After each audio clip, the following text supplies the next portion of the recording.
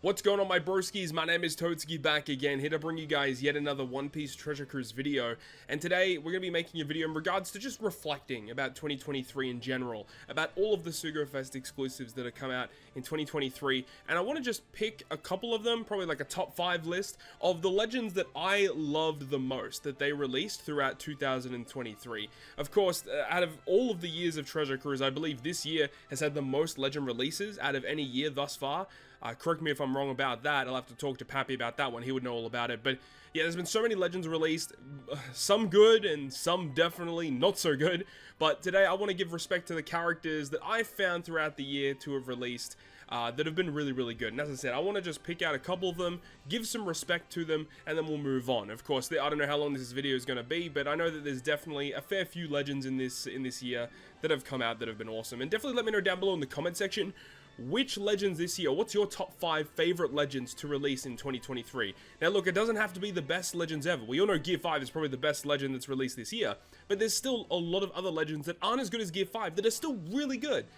So I want to give respect to a lot of those units. So let's go ahead and get into it. The first bit of respect I want to give to is Rayleigh Gaban. Dude, this unit, just when it came out, everyone was kind of like, whoa, what the hell? If this is what we're getting in 2023, we're in for a good year. This unit is so good. The fact that it's a rainbow across the board is a big thing, like the captain ability and the special and the swap. It's for all characters, despite class and color. It's so good. Free Spirit and Cerebral across the board is awesome. And this character was basically built to be used in synergizing with Goldie Roger, who received his 6+ around the New Year celebration last year. So it made sense why they brought this character out. And this character is very, very good. The biggest thing about this unit that made this unit so good, obviously, basically like a pseudo-farming, speed farming captain.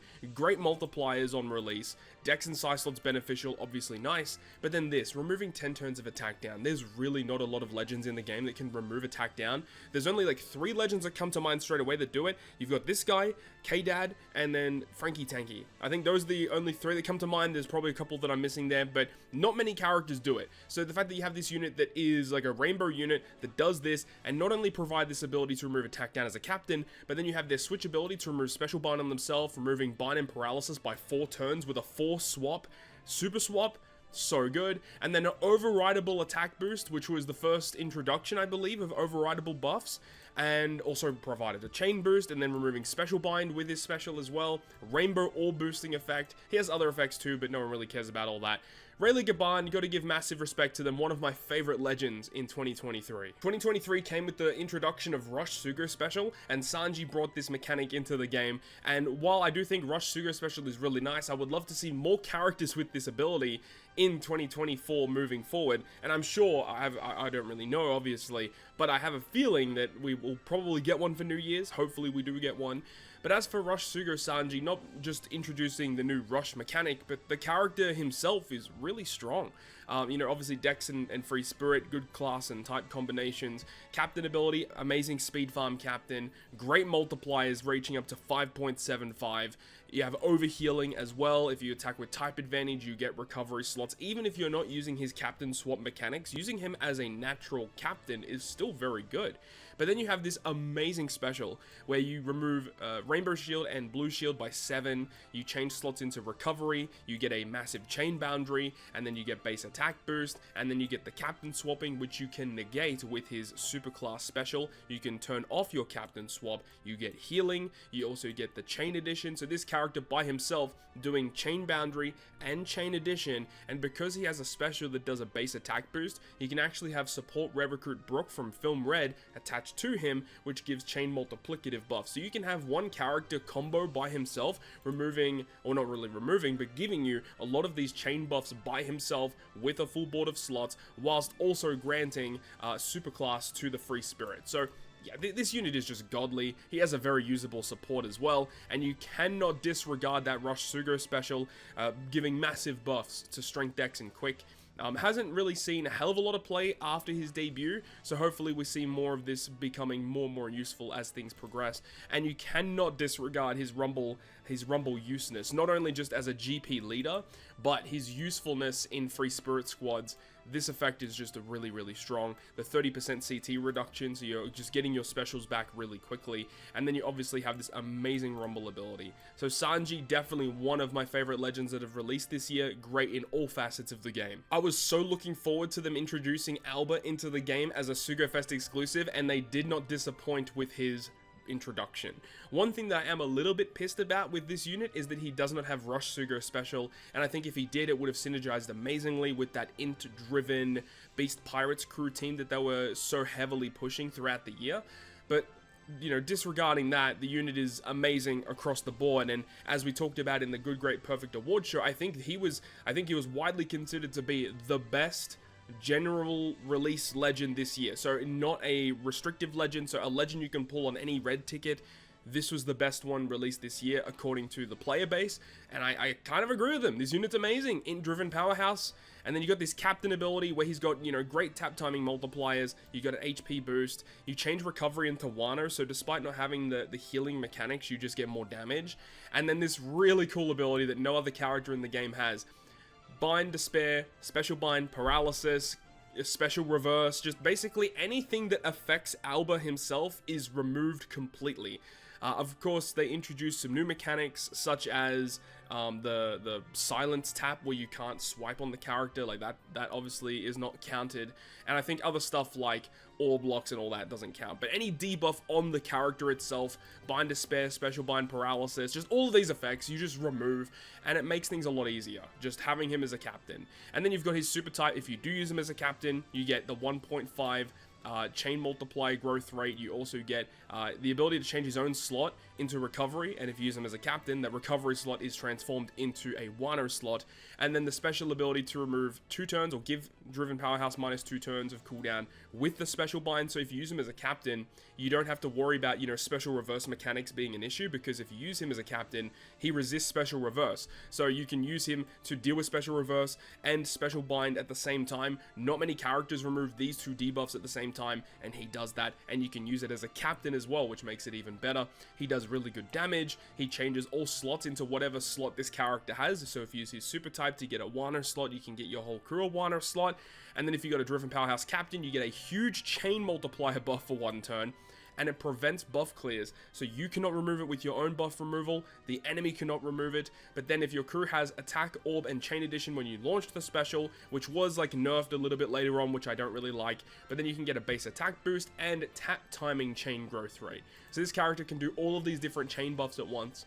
Amazing. So yeah, Alber, he was a fantastic release. Unfortunate that the int-driven Beast Pirates crew is not good in Rumble, like, at all. They're all absolutely terrible.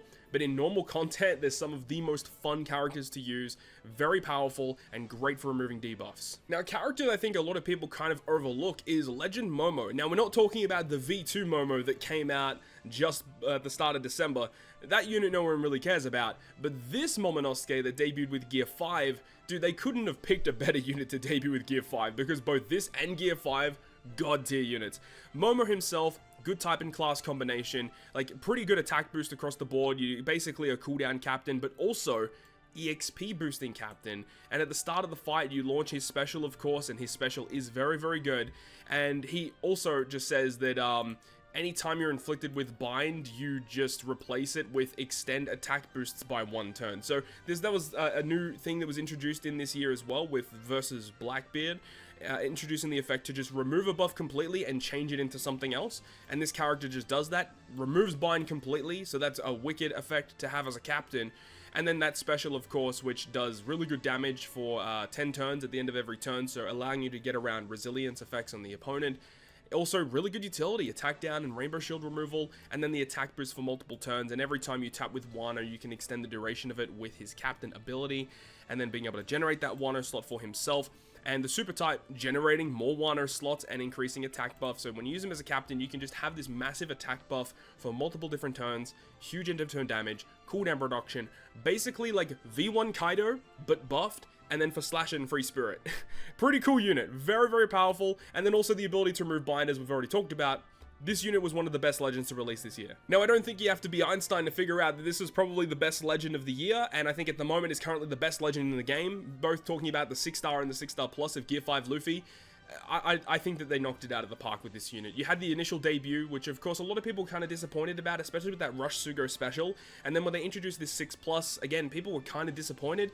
But then when you actually use these characters in practice, and you use them together in the hybrid scenario, and you can use them in their intended scenario, this character is amazing in every facet of the game. You can use him to speed farm, you can use him for super boss Kizunas, PKA he's been amazing for because he's been boosted on so many different events. If you have Gear 5, it makes your life a whole lot easier in the game. And it's going to be interesting to see how they can introduce characters into the game that are going to supersede what Gear 5 is already set in this game. This unit is amazing, and I don't think is going to be going anywhere anytime soon. I'm just really intrigued to see what they have planned in the future to potentially power creep this unit, because at the moment, this unit with that hybrid scenario of 6-star plus and 6-star Gear 5 Luffy, nothing beats it. It's the best combo in the game. I also want to give a huge shout out to Legend Uta that came out a little bit later on in the year.